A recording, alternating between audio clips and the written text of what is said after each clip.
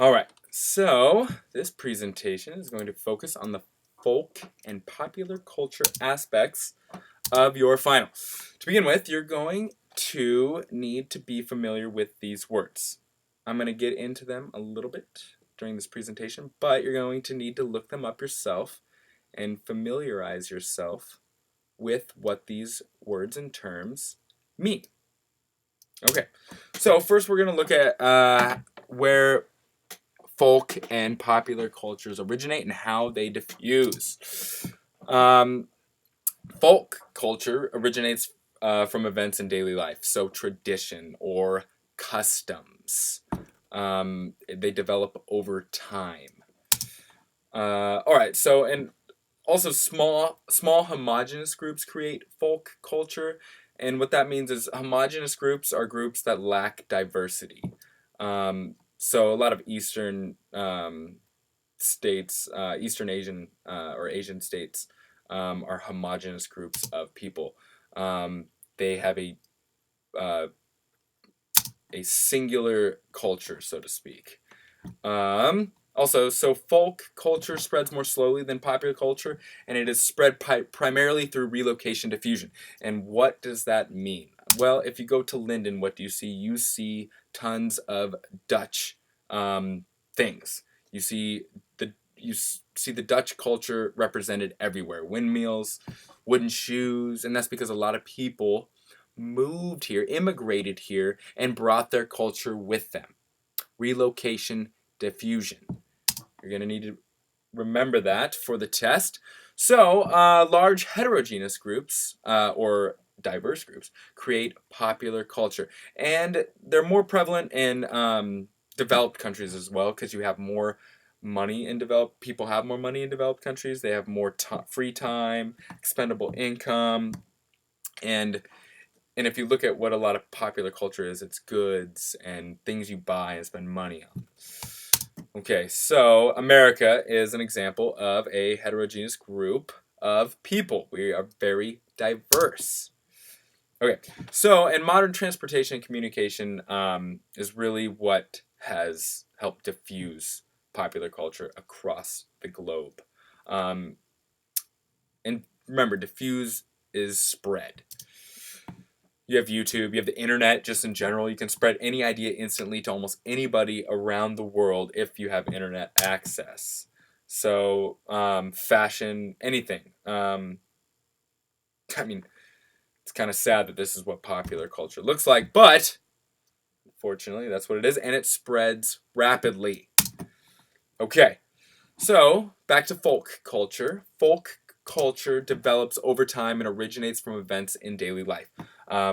These are what we would consider traditions or customs. The Amish is a perfect example of that. Their lifestyle has remained virtually the same for hundreds of years, and um, these traditions took time to develop, but they maintain. The Amish are unique in that they have been able to resist the influence of popular culture. So songs and storytelling really help diffuse or spread folk customs and traditions. Um, so, such an example of that would be storytelling within indigenous communities, passing down information from generation to generation through storytelling. That would be an aspect of folk culture. So, you have folk tale, folklore, folk songs, religious songs.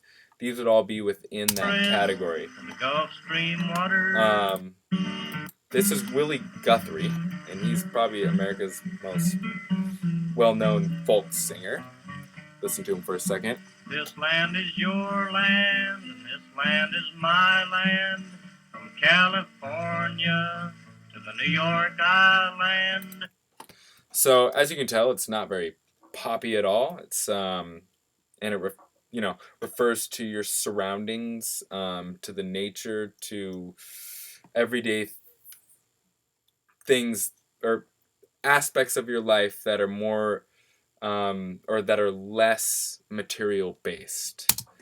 Okay, so and people maintain folk culture because they want to they want to keep their unique customs and traditions that have been passed down to them. They want to preserve their culture. Once again, Amish is a good example of this. All right. So, and another thing to remember is folk culture changes from place to place. No matter where you go, you're going to see different types of people, and they all their cultures are unique in their own way. You're never going to see the same exact culture when you move around the world. People all have developed their own traditions and their own unique ways and display those in their own unique ways. So, popular culture, large heterogeneous or diverse groups create popular culture. Once again, America is the perfect example of a heterogeneous group. We are very diverse. Okay, so modern innovation, communication, transportation, technology has helped spread popular culture across the globe. This is called hierarchical diffusion. And what that means is hierarchical diffusion really refers to the diffusion of ideas or goods from a node or origin. And it diffuses all across the world. But it diffuses from its node, and it's not confined to a particular culture. So what does that look like? You have rolling internet cafes in India, and it's transported, and you have airplanes, and you have the internet, and this is how it's able to diffuse so rapidly, because you can literally send information across the world in an instant through the internet. This is how we used to diffuse cultures, popular cultures, and it took months and months, if not years. So an example of this would be the diffusion of soccer and jeans throughout the world. This is a perfect example of how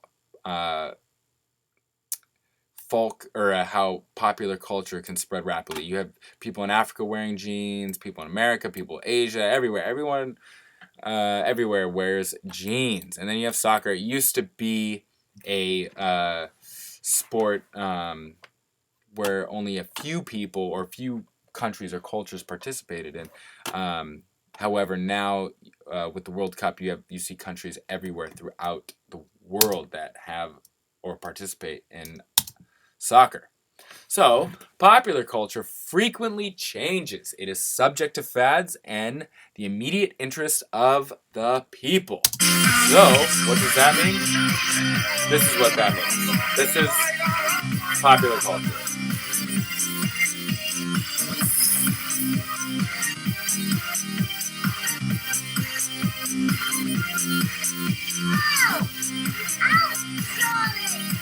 Okay, that's enough of that.